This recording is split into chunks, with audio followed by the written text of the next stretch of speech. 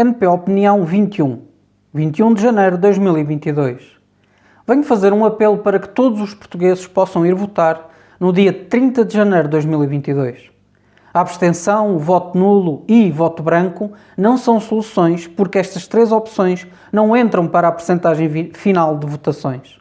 Ou seja, quando não votamos ou votamos nulo ou branco, o nosso voto é dividido pelos demais partidos que concorrem às eleições. Dou um exemplo daquilo que acabo de afirmar. Imaginem 20 eleitores. Desses 20, só 10 votam em partidos, 2 votam em branco, 2 votam nulo e 6 não vão votar. Um partido que obtenha 2 votos, esses 2 votos representam 10% do eleitorado de 20 eleitores. Mas se só metade do eleitorado de 20 eleitores votar em partidos, ou seja, 10 eleitores, esses mesmos 2 votos passam a valer 20% do eleitorado. Com uma abstenção de 50%, como se tem verificado em eleições anteriores, todos os partidos dobram a sua votação.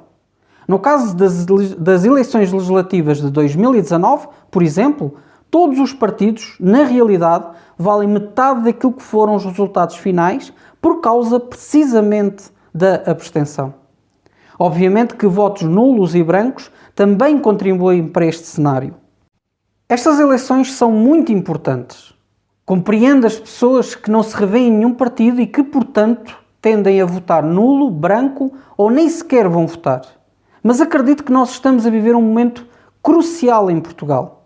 Abusos têm sido cometidos no que concerne às liberdades e direitos individuais dos cidadãos. Temos assistido a uma deterioração da democracia em Portugal.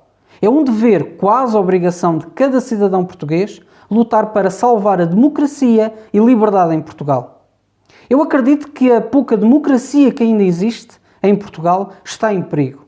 Cabe a cada português cumprir o seu papel e, através do seu voto, fazer a diferença. Eu, nas últimas eleições, tenho votado nulo porque, como boa parte da população portuguesa, não me revejo em nenhum partido. No entanto, como referi no início, voto nulo ajuda aos partidos do sistema. É importante votar num partido em específico para que os partidos do sistema fiquem longe da maioria parlamentar. O que eu farei nestas eleições legislativas será votar num partido sem representatividade parlamentar. Desta forma, estou a dar oportunidade a outros partidos para provarem o que valem, caso consigam, com a ajuda do meu voto, entrar na Assembleia da República Portuguesa. É importante também que os partidos saibam que o eleitorado é volátil, ou seja, que um partido numa eleição tem 10% e na outra eleição a seguir pode ter 1% e nem sequer conseguir eleger deputados. O que neste momento pode salvar a democracia em Portugal é um Parlamento bastante fragmentado. Têm sido as maiorias e consensos alargados que têm permitido os abusos e atropelos à liberdade e direitos individuais dos cidadãos. As maiorias ou consensos parlamentares que temos assistido nos últimos anos têm retirado liberdade e direitos aos cidadãos e, com isso, têm atentado contra a democracia em Portugal. Se esta maioria parlamentar for renovada ou até fortalecida, prevejo 4 anos muito complicados em Portugal, onde o processo de desigualdade social e de pobreza irá continuar no país. Paralelo a isto, irá continuar os ataques às liberdades e direitos individuais dos cidadãos. Acho mesmo até, num cenário muito pessimista, que temos o real risco de virar uma completa ditadura. É por isso que votar num partido que não tenha representação parlamentar é contribuir para salvar a democracia em Portugal e, assim, lutar por mais liberdade e direitos individuais. Ainda assim, perante o quadro partidário que nos é apresentado, nestas eleições de 30 de janeiro de 2022, eu não acredito que saia um governo com capacidade de reverter décadas de empobrecimento e iniciar anos e décadas de crescimento e evolução económica para os cidadãos que vivem em Portugal. No entanto, do quadro partidário que existe, o único partido que talvez propõe algo diferente em matéria económica, e não só, é a Iniciativa Liberal. Porquê é que não voto na Iniciativa Liberal? Porque acho que se extrema demais às políticas liberais. Eu acredito no meio termo, Nas últimas décadas temos visto um Estado cada vez mais gordo e intrusivo a todos os níveis na vida dos cidadãos.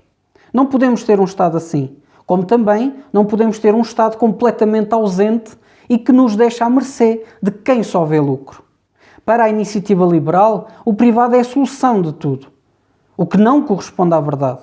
É o privado que origina muitos negócios ruinosos para o Estado, como as PPPs, bancos ou, recentemente, a TAP.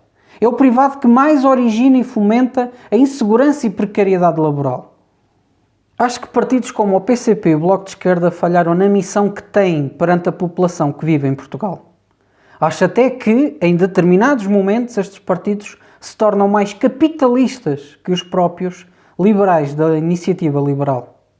Estamos a falar de partidos que se acomodaram com as regalias e com aquilo que o dinheiro pode comprar. São partidos que abandonaram os trabalhadores e, principalmente, os pobres.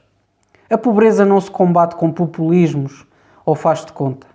Nenhum pobre é mais importante que o outro. Finalizo esta opinião como a comecei. Votem nas eleições do dia 30 de janeiro de 2022.